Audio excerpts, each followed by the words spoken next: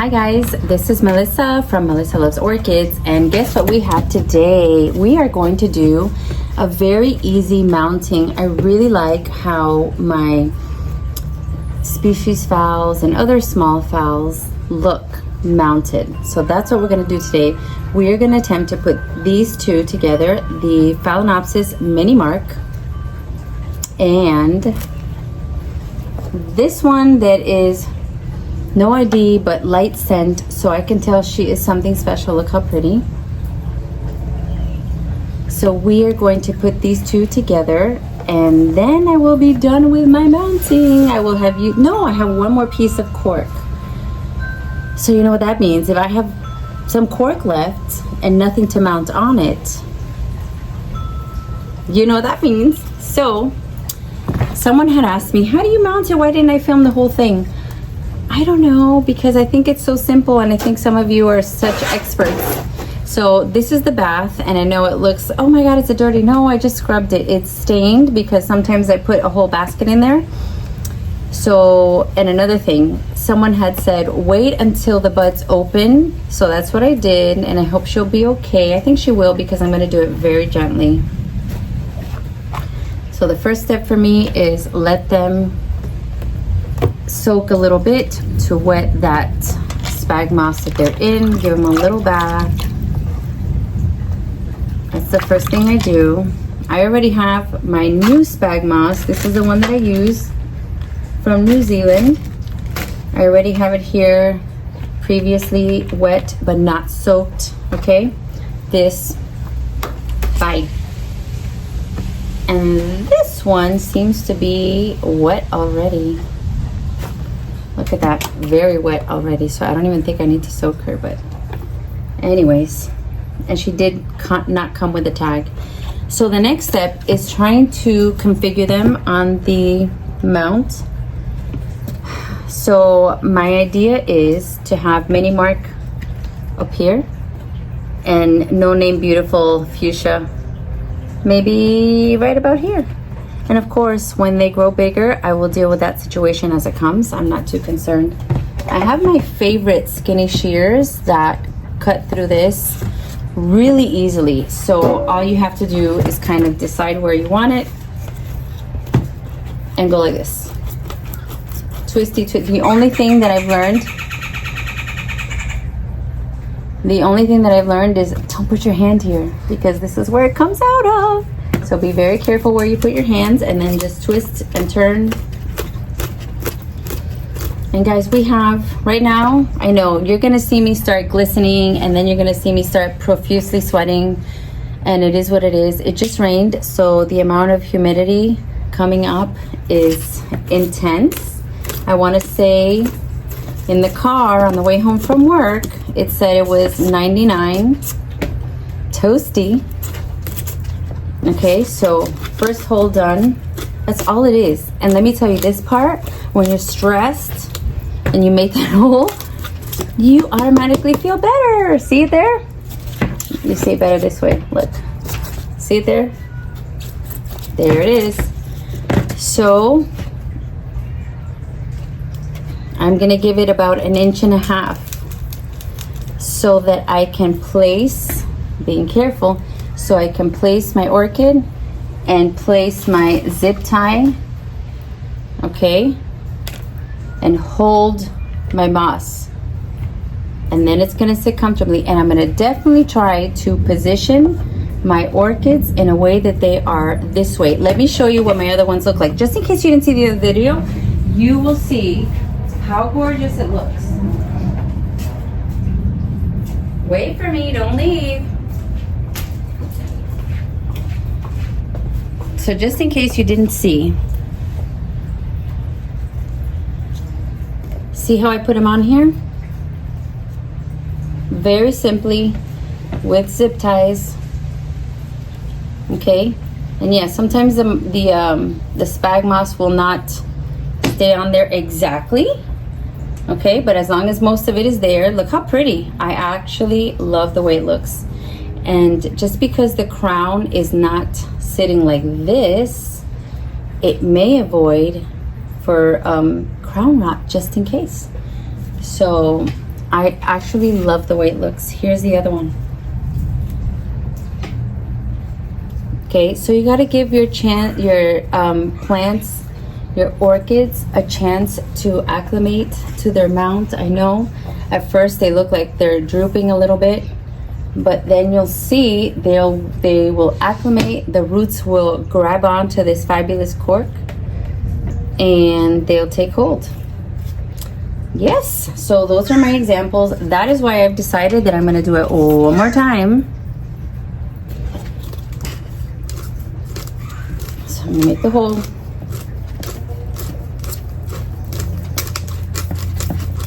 And of course, there's a mess after this. It's okay. It's okay. You take your hose, you hose everything away. We are, what day is it? May 29th, and we have maybe 6 more days of school in Miami. So you better believe all the teachers out there are exhausted. They're exhausted and they need a break. Now what I think I want to do, I think I want to make my holes for the other one already, so that it has a spot right over here, and I'm not doing this while the other one is attached. And sometimes I pick the crease so that it's easier. So sometimes if you pick the part that's already creased like this, it's easier to make that hole. So find where it's going to be easiest for you, and then just turn and turn and turn. And don't be surprised if sometimes the cork will break. That does happen. Cork is cork. It will break, and then you have to kind of reconfigure what you're going to do, and it's okay. Remember, this is going to be your own personal artwork for you. You can't get it wrong. You can't do it wrong. You know, I've had a lot of people come on here. Sometimes they tell me, oh, you should have done it like this. You should have done it like that. And I take all of the constructive criticism with the thought in mind that people are trying to be helpful. But I do believe, ever since I started growing orchids, I do believe that there is not one correct way to do this.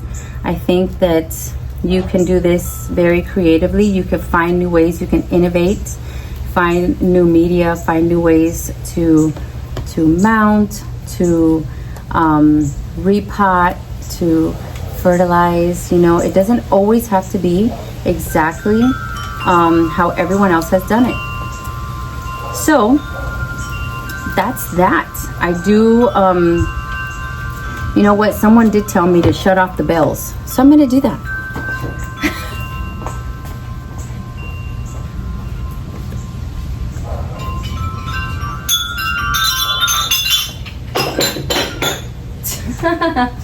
I don't even hear the bells anymore, but someone was like, we couldn't even hear you because your bells were going off. Yes, I know. Sometimes it's very relaxing to hear the bells, and then I realized if you're on the other side watching a video and it's the constant bells, you probably get a little annoyed. So for those of you that are annoyed with the bells, if I remember, I will take them down and put them back up again when I'm done. So I wanted you to see this process. So I'm going to turn this a little bit. This is one of my favorite things to do. This is one of my favorite things to do. To take a phalaenopsis, take off the old moss, check out the lovely roots. And this one I purchased from Wilson's Orchids from the Redlands Orchid Festival.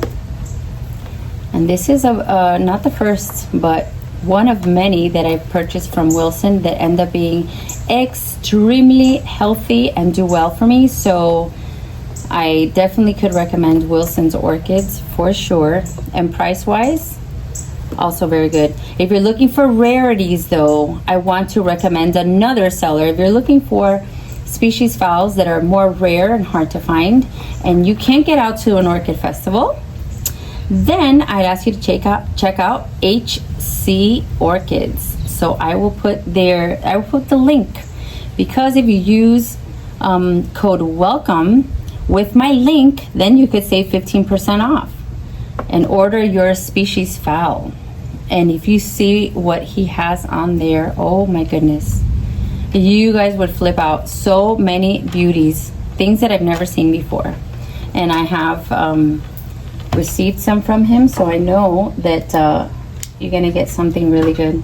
He's also on Facebook, but if you use my link, so it's just hcorchids.com/Melissa, you will get 15% off. So give it a try, check it out. Look at these fabulous roots. I only had to cut off a tiny little piece.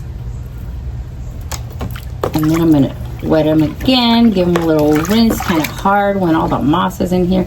And I hope that the flowers are not gonna die off quickly. Someone had said, if you repot or mount or whatever, and the flowers are already open, you're okay.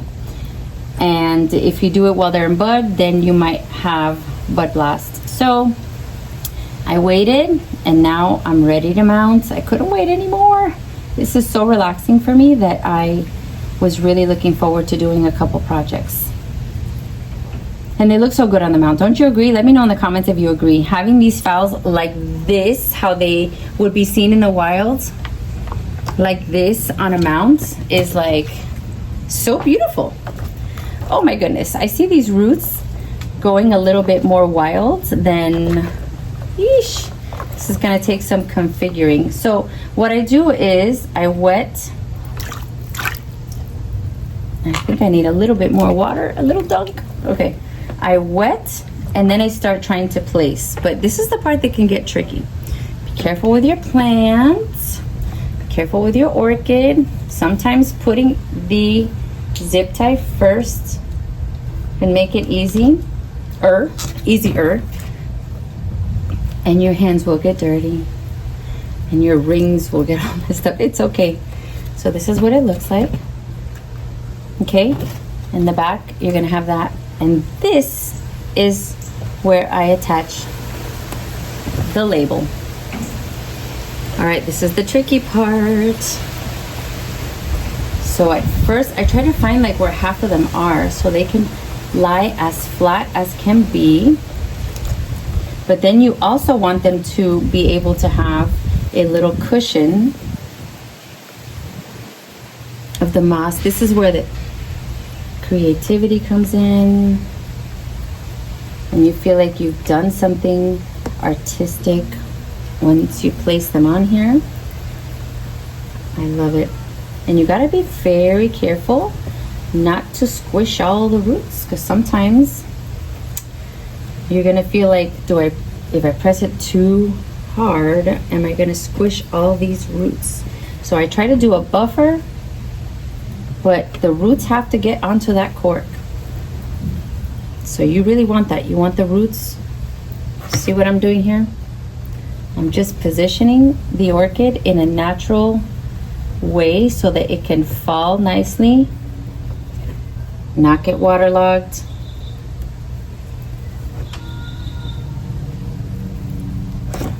Sometimes the first try is not going to do it, and you got to cut off that zip tie and try again, and that's okay. Don't cut the piece of the zip tie off right away, because sometimes you have to go back in and give it a little more tightening. Use the moss to help you position it, and I'm pretty happy with this. Wrap those roots around if you can. I'm pretty happy with this. Look how pretty. Nope, Mini Mark does not smell, but I had to have one because it's one of those that you want to collect. Now I can go back and reinforce, like right here where my hand is, with that Velcro if I want. I might do that to keep all her roots in place, in check, right? That's it. That's it for number one for now. I have a tiny little zip tie that I use to add the tags. So very carefully, because sometimes you get a tag and it's a bit brittle. Very carefully. You poke a little hole. Let's see if this one will do it. Unfortunately, I have to go right through the word, but I know that the first word is foul, so it's fine. All I'm doing is going like this, twisty, twisty, twisty, make a tiny little hole. A tiny little hole puncher would probably be fine too, but I don't have one of those. That's it. Put the zip tie through it and put the name right behind it, so you always know what it is after the flower has dropped. See? Mini mark. I should have written on the back when I got it. I might still do that. Okay, next up. This one looks fun. So, how's everybody doing? Tell me the favorite way of keeping your orchids. Do you like to mount? Do you like to pot? What kind of pot do you like? I love to hear your opinions, because then I get ideas. I still have to, I owe you that watering video. A lot of people were asking me for a watering. How do you water? How do you water? Here's the thing that some people don't realize. The temperature, the weather here in South Florida is so conducive to growing orchids that it's half the battle. So the humidity is crazy high a lot of times. So that helps. They need humidity and they got it. They need torrential downpours sometimes, and they have it. They have pretty much everything they need, and it's half the battle when you're living in the perfect climate to grow the orchids, especially outdoors. Plus, I don't think I'd be able to have over 300 orchids inside. I don't think my family would go for that. They're already giving up patio space and all that. So that's it. Clean her up a little bit. And I know I'm rushing because I don't want you to be getting bored. This is the one I'm using to cut. Just a couple roots that need a little cutting. Just a couple, not too many. Not too many.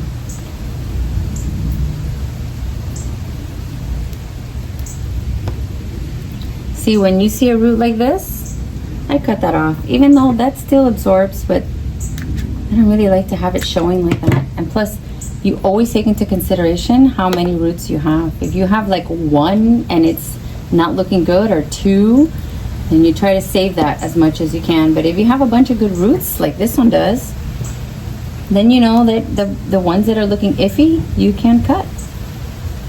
And then you can do a little spray of hydrogen peroxide as a prevention. I also saw that if you see spots on leaves, you can spray with hydrogen peroxide.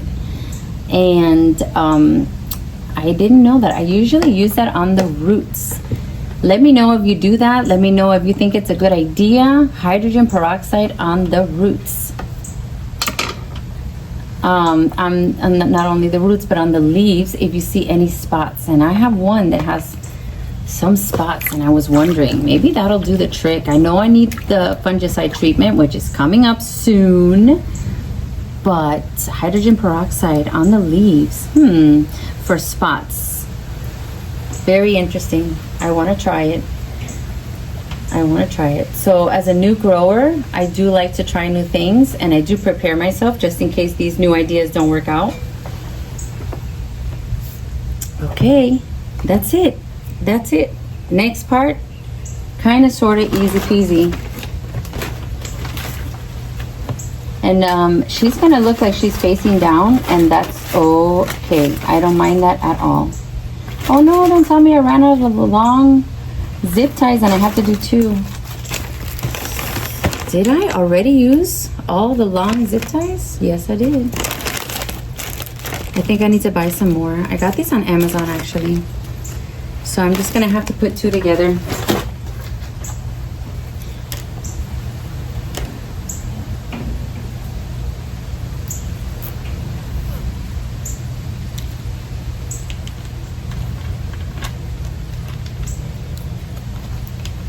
So the only thing that would make it better is if it was not 1,000 degrees outside right now. That's what would make this mounting a tad bit better. But you know what? When you go to get a facial or whatever, you know how they put that steam? It's kind of like that. Steam. There you go. Put my little zip tie and make my little bed. Wait a second. Make my little bed. And I am thinking, since I want the crown to not get waterlogged, I am going to try to position her going down like this. Ooh, this one has some strong roots, so I really have to be careful that I do not break them. I don't want to break the good roots. This one has awesome roots. So I'm going to try to get her around the base and not smash up any roots. Let's see. Add a little bit more.